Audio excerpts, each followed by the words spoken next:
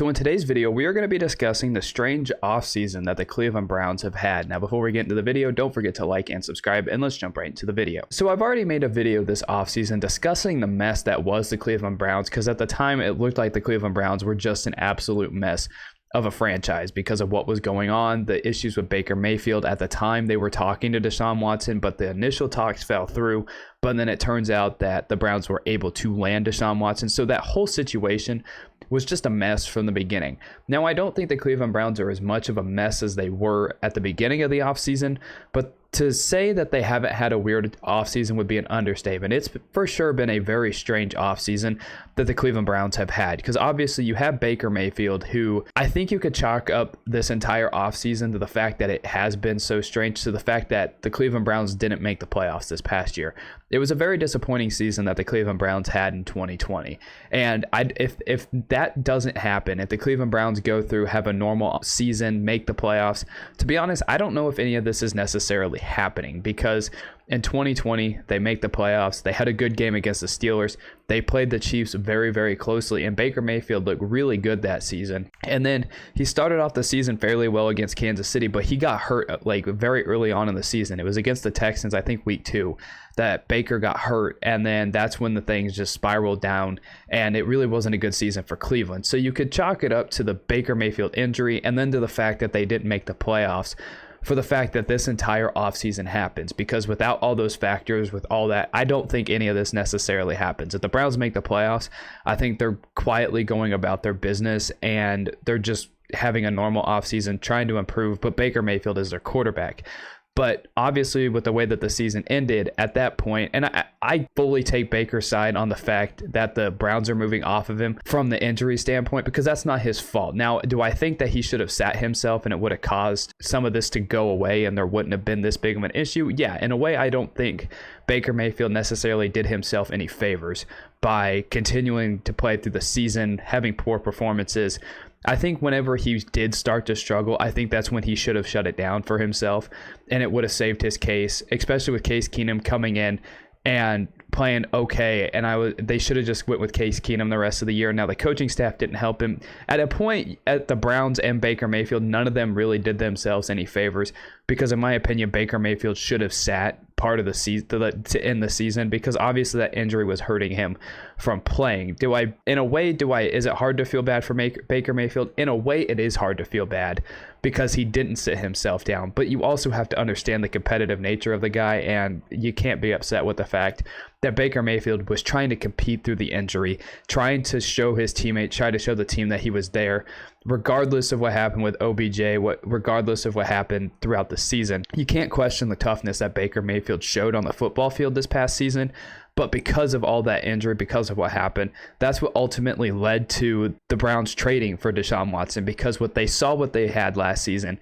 Now, again, injury, that was the biggest issue, but they wanted to upgrade at quarterback, and they took that opportunity and they went after Deshaun Watson and traded for him. Now, I'm not here to discuss Deshaun Watson, what happened in the off field. That's for you guys to discuss. For me personally, I like to keep this strictly about what's happening on the football field. And from a football standpoint, obviously the Browns got an upgrade over Baker Mayfield. Now, do I think Baker Mayfield deserves a job in the NFL? Of course I do, because you're going to look at teams like the Panthers who need a quarterback. I know they got Matt Corral, but he's a rookie. You don't know what you're going to get. They obviously don't like Sam Darnold. And then you have teams like the Seahawks. You don't know what's happening with them. They have Drew Lock, and we don't know if Drew Lock's really going to be the answer for the Seattle Seahawks. So there's options out there where if the Browns did want to trade Baker Mayfield, there's options out there, and they could probably get something for him. Now, they're not going to get that right now at this point of the offseason, but when the preseason comes around and you're going to see these offenses that are really bad, because Seattle, they have 2 really good wide receivers, Tyler Lockett and DK Metcalf. If they see that Geno Smith and Drew Lock are struggling, they will call the Browns and be like, hey, we'll take Baker Mayfield and we'll give you, they'll give him something for him. So there's still time for Baker Mayfield to leave. But for the Browns' sake, they obviously got an upgrade at quarterback by by getting Deshaun Watson, which it's completely understandable why Baker Mayfield's upset. You look at what Baker did for the Cleveland Browns, getting them their first playoff win since 1994. And he did a lot of good things for them. Like I said, the playoff run that he had in 2020 was remarkable. It was really good, especially for a team like the Cleveland Browns. I think you have to put into context the bad team that they are.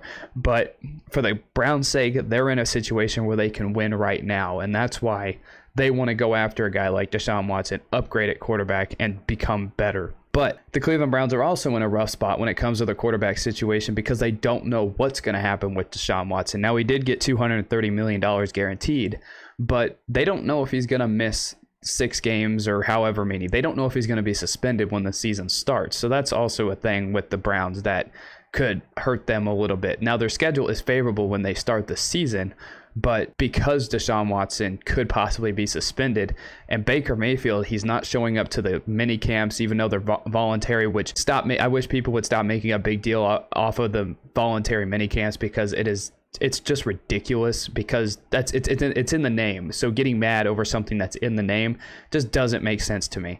But Baker Mayfield is obviously upset with the Cleveland Browns and he doesn't want to play for them. And so because of everything that's happened, he feels like he's been disrespected and he just wants a fresh start. And I think that's best for everybody. But it kind of feels like at this point, I don't know if you want to say the Browns are holding him hostage, but they're kind of hoping that if Deshaun is suspended, Baker will be the guy that'll start for them the first few weeks, which is going to be a really awkward because the only thing logically that I could come up with that would be good for the Cleveland Browns if that does happen is Baker Mayfield plays really well the first beginning part of the season. Now, this is all if Deshaun gets suspended. We don't know if that's going to happen. But the best thing for Baker Mayfield is if Deshaun does get suspended, go out there, play the best possible football he can.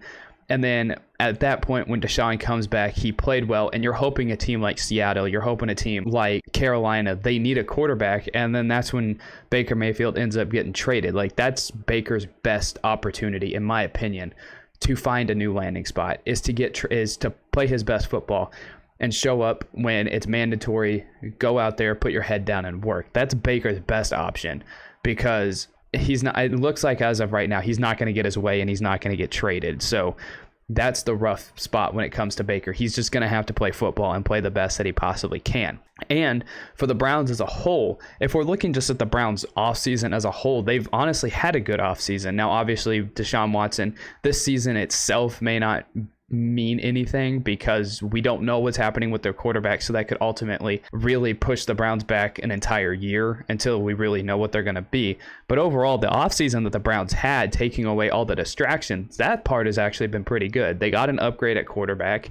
They traded for Amari Cooper, who I think Amari Cooper is a really good wide receiver. He had a down year last year, but he's only 27, had 68 receptions, 865 yards, 8 touchdowns, and he missed 2 games. But obviously, that's a whole nother story. But even for a down year, Amari Cooper still had a fairly solid year for a receiver. And with Watson at quarterback, whenever he does play, I could see him easily cracking 1,000 yards. The Browns have an unbelievable defense. They just re-signed Jadeveon Clowney. Now, he did struggle throughout his career with injuries. In 2020, he had an awful season with the Tennessee Titans. That was one of the worst seasons of his career. But he had an unbelievable year last year from a guy that struggled with injuries, was not performing on the football field, had an unbelievable bounce back year with Cleveland last year, getting 37 tackles and 9 sacks. This was a good re-signing by the Cleveland Browns, getting him back opposite of Myles Garrett. I think those two work really well together. So for the defensive side of the ball is good. They got Denzel Ward on a massive extension. So overall, the Cleveland Browns, as weird as their offseason has been with their quarterbacks, with everything that's gone on, they're still a good football team. Offensively, they have Donovan Peoples-Jones, Amari Cooper, David Njoku, who I think is going to be a breakout. It could be a breakout year for him. I think he's a good tight end. They have an unbelievable running game with Nick Chubb, one of the best running backs in football. Kareem Hunt's back there, Dearness Johnson. So the pieces are around there. So the Browns aren't a bad football team on paper. It's just all the other garbage that comes around with them. They've had a weird offseason, and I've laid out everything they've had. This video could go on for an hour about how much garbage that the Cleveland Browns have been through this offseason. But as weird and as strange as this offseason has been, the Cleveland Browns are still a really good football team, in my opinion. I know that some people want to, it's overreaction season right now, and we could say one team's good, one team's bad.